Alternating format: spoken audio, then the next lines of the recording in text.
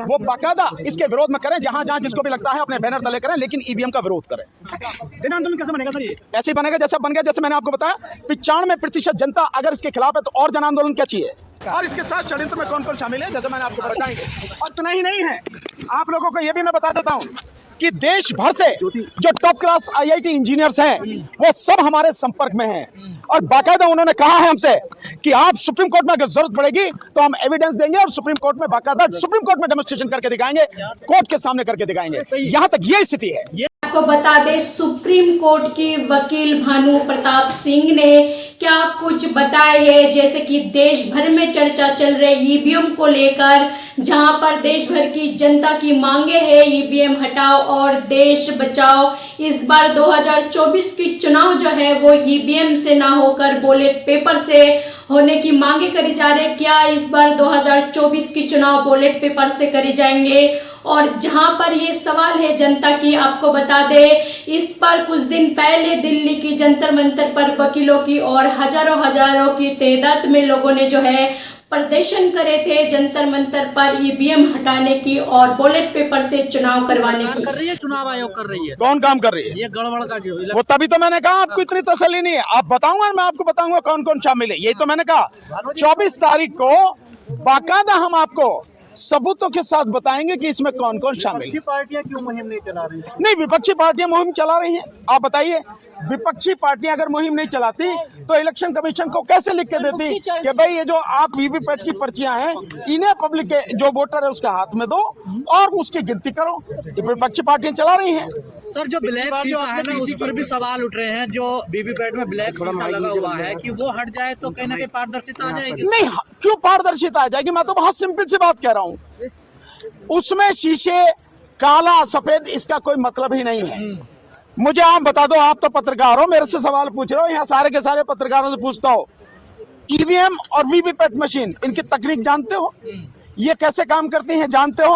और मैं बार बार पूछता हूं कि इस देश के सुप्रीम कोर्ट के सभी जजेस, हाई कोर्ट के जजेस, लोअर कोर्ट के जजेस, डिस्ट्रिक्ट कोर्ट के जजेस, एसडीएम, एडीएम, कलेक्टर, तमाम आईएएस ऑफिसर, तमाम जो आईपीएस ऑफिसर, सारे पढ़े लिखे पीएचडी वाले, doctors, engineers, except software engineer, advocates, इनमें से कोई बता सकता है कि ईवीएम की तकनीक क्या है, कैसे काम करती है? क्या इसमें पारदर्शिता है? नहीं बता सकते ना। वीवीपैट लगाया नहीं, वो पारदर्शिता नहीं, वो बेईमानी करने के लिए है। बेईमानी करने के लिए वो लगाया गया, पारदर्शिता नहीं है। तो आपको दिखाई आपका वोट उसमें? नहीं, मुझे दिखाई नहीं दिया, इसीलिए तो मैं कह रहा हूँ, इसीलिए तो मैं आंदोलन कर रहा हूँ। जहां पर आप लोगों ने सोशल मीडिया पे तरह तरह की वीडियो देख ली होंगे जो ईवीएम और वीवीपैट हैक हो सकते हैं। आपको कई वीडियो मिले होंगे जहां पर करके बकायदा दिखाए जा रहे जो हाँ बैलेट जो ईवीएम है वो हैक हो सकते हैं। इसके चलते जो है लोगों की मन में और ज्यादा डाउट पैदा हो गए और लोगों की और देश भर की जनता की मांगे है बैलेट पेपर से चुनाव होनी चाहिए। इसके चलते जो सुप्रीम कोर्ट की वकील है उनका साफ तौर पे कहना है 50 ईवीएम जो दावा करे गए थे, 50 ईवीएम की चुनाव आयोग ने जो है 50 ईवीएम देने की बात करे थे, वकीलों को सौंपने की बात करे थे, आखिरकार वो 50 ईवीएम क्या उनको मिलेंगे? क्या कुछ कहा है वकील ने, आपको सुनवाएंगे, सुप्रीम कोर्ट की वकील के बयान भी सुनवाएंगे और आपको बताएंगे भी। लेकिन इससे पहले अगर मेरे चैनल पर पहली बार हो तो चैनल को सब्सक्राइब करना ना भूले।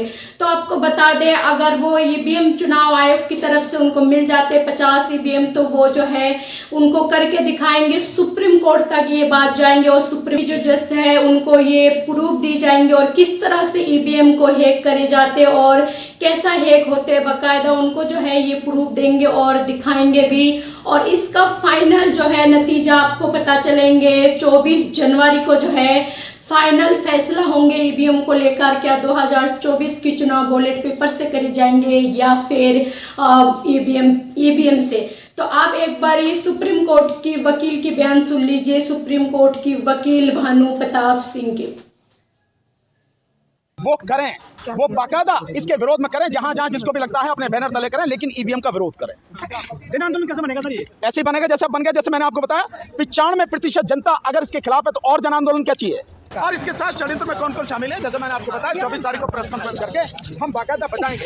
और इतना ही नहीं है, आप लोगों को यह भी मैं बता देता हूँ कि देश भर से जो टॉप क्लास आईआईटी इंजीनियर्स हैं वो सब हमारे संपर्क में हैं और बाकायदा उन्होंने कहा है हमसे कि आप सुप्रीम कोर्ट में अगर जरूरत पड़ेगी तो हम एविडेंस देंगे और सुप्रीम कोर्ट में बाकायदा सुप्रीम कोर्ट में डेमोन्स्ट्रेशन करके दिखाएंगे, कोर्ट के सामने करके दिखाएंगे। यहाँ तक ये स्थिति है। ये काम सरकार कर रही है, चुनाव आयोग कर रही है? कौन काम कर रही है? ये गड़बड़ का जो वो तभी तो मैंने कहा आपको इतनी तसल्ली नहीं है। आप बताऊंगा, मैं आपको बताऊंगा कौन कौन शामिल है। यही तो मैंने कहा 24 तारीख को बाकायदा हम आपको सबूतों के साथ बताएंगे कि इसमें कौन कौन शामिल है। पार्टियां क्यों मुहिम नहीं चला रही? नहीं, विपक्षी पार्टियां मुहिम चला रही हैं। आप बताइए, विपक्षी पार्टियां अगर मुहिम नहीं चलाती तो इलेक्शन कमीशन को कैसे लिख के देती कि भाई ये जो आप वीवीपैट की पर्चियां हैं इन्हें पब्लिक के जो वोटर है उसके हाथ में दो और उसकी गिनती करो। ये विपक्षी पार्टियां चला रही हैं। सर, जो ब्लैक शीशा है ना, इसी पर भी सवाल उठ रहे हैं। जो वीवीपैट में ब्लैक शीशा लगा हुआ है कि वो हट जाए तो कहीं ना कहीं पारदर्शिता आ जाएगी। नहीं, क्यों पारदर्शिता आ जाएगी? मैं तो बहुत सिंपल सी बात कह रहा हूँ।